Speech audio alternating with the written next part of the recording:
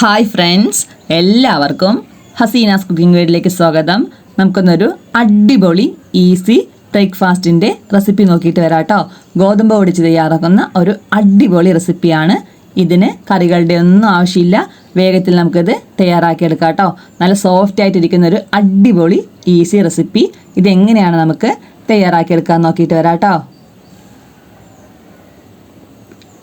അതിനായിട്ട് ഞാനിവിടെ ഒരു 1/4 കിലോ അളവിൽ ഗോതമ്പ് പൊടി എടുത്തിട്ടുണ്ട്. അതിലേക്ക് 4 ടീസ്പൂൺ അളവിൽ തേങ്ങ കൂടെ ചേർത്ത് കൊടുക്കാം.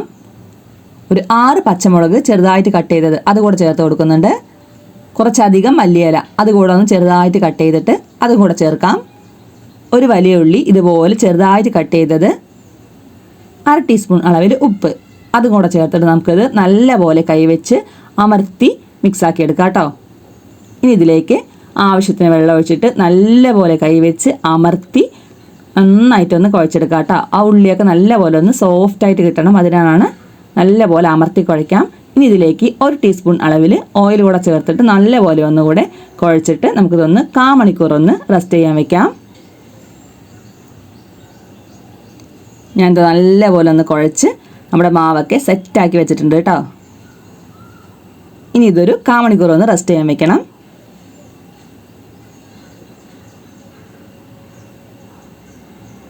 ഏകദേശം 1/4 മണിക്കൂർ കഴിഞ്ഞിട്ടുണ്ട്. ഇനി നമുക്കിത് എടുത്തിട്ട് ഓരോരോ ബോൾസായിട്ടൊന്ന് ഉരുട്ടിയെടുക്കാം. കയ്യിൽ നല്ലപോലെ ഒന്ന് എണ്ണ തടവിയിട്ട് വേണം ഉരുട്ടാനായിട്ട് കേട്ടോ, അല്ലെങ്കിൽ കയ്യിലൊക്കെ ഒട്ടിപ്പിടിക്കും. ഇനി നമുക്കിത് ഒരു ചപ്പാത്തി പലകയിൽ വെച്ചിട്ട് നല്ലപോലെ ഒന്ന് പരത്തിയെടുക്കാം കേട്ടോ. നല്ലപോലെ കനം കുറച്ചിട്ട് ചപ്പാത്തിൻ്റെ ആ ഒരു കനത്തിൽ പരത്തരുത്, ഒരു 2 ചപ്പാത്തിയുടെ ഒരു കനം ആ ഒരു കനത്തിൽ വേണം പരത്തിയെടുക്കാനായിട്ട് കേട്ടോ. നമ്മുടെ ഉള്ളിയും തേങ്ങയൊക്കെ ചേർത്തുകൊണ്ട് നല്ലപോലെ പരന്ന് വരില്ല, അത്യാവശ്യം ഷേപ്പും കിട്ടില്ല കേട്ടോ. സൈഡൊക്കെ ഇതുപോലെ ഞാൻ എല്ലാം ഒന്ന് പരത്തി മാറ്റി വെച്ചിട്ടുണ്ട്. നമുക്ക് ബാക്കി എല്ലാം ഇതുപോലെ ഒന്ന് പരത്തി മാറ്റി വയ്ക്കാം കേട്ടോ. പതുക്കെ വേണം പരത്താനായിട്ട്, അല്ലെങ്കിൽ അത് മുറിഞ്ഞു പോകും കേട്ടോ, പ്രത്യേകം ശ്രദ്ധിക്കണേ. ഞാൻ ഇതെല്ലാം ഒന്ന് പരത്തി മാറ്റി വെച്ചിട്ടുണ്ട് കേട്ടോ.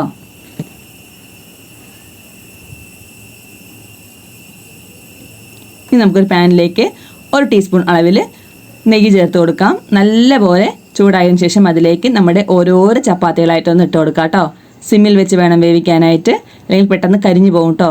ഇനി 1 ടീസ്പൂൺ കൂടെ നെയ്യ് ആ ചപ്പാത്തിയുടെ മുകളിലേക്ക് കൂടെ ഒഴിച്ച് കൊടുത്തിട്ട് ഓയിൽ ബ്രഷ് വെച്ച് നന്നായിട്ടൊന്ന് എല്ലാ ഭാഗത്തും ഒന്ന് മിക്സാക്കി കൊടുക്കാം. ഇനി നമുക്കിതൊന്ന് തിരിച്ചിട്ട് കൊടുത്തിട്ട് അടുത്ത വശവും നല്ലപോലെ ഒന്ന് വേവിച്ചെടുക്കണം കേട്ടോ. സിമ്മിൽ തന്നെ വെക്കണേ, അല്ലെങ്കിൽ നമ്മുടെ ചപ്പാത്തി ഭയങ്കര ഹാർഡായി പോകും. സിമ്മിൽ വെച്ച് നല്ലപോലെ ഒന്ന് വേവിച്ചെടുക്കണം. നെയ്യൊക്കെ ചേർത്തുകൊണ്ട് നല്ലൊരു ടേസ്റ്റ് ആട്ടോ ഈ ഒരു ചപ്പാത്തിക്ക്. കറികളുടെ ഒന്നും ആവശ്യമില്ല, നമുക്ക് ബ്രേക്ക്ഫാസ്റ്റിനൊക്കെ പെട്ടെന്ന് തയ്യാറാക്കിയെടുക്കാൻ പറ്റിയ ഒരു ഈസി റെസിപ്പി ആട്ടോ.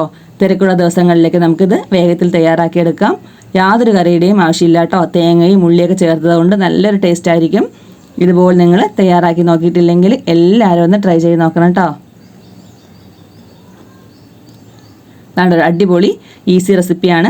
1 കപ്പ് ഗോതമ്പ് പൊടി ഉണ്ടെങ്കിൽ നമുക്കിത് വേഗത്തിൽ തയ്യാറാക്കിയെടുക്കാം കേട്ടോ. ഇതുപോലെ എല്ലാവരും ഒന്ന് ട്രൈ ചെയ്ത് നോക്കണേ. ഇതാണ്ടോ നല്ലപോലെ സോഫ്റ്റ് ആയിട്ടിരിക്കുന്ന ഒരു അടിപൊളി ചപ്പാത്തി കേട്ടോ. പ്രത്യേകം ശ്രദ്ധിക്കേണ്ടത് ഫുൾ ഫ്ലെയിമിൽ വെച്ചിട്ട് നമ്മളത് വേവിച്ചെടുക്കരുത് കേട്ടോ. അങ്ങനെയാണെങ്കിൽ ഭയങ്കര ഹാർഡായി പോകും.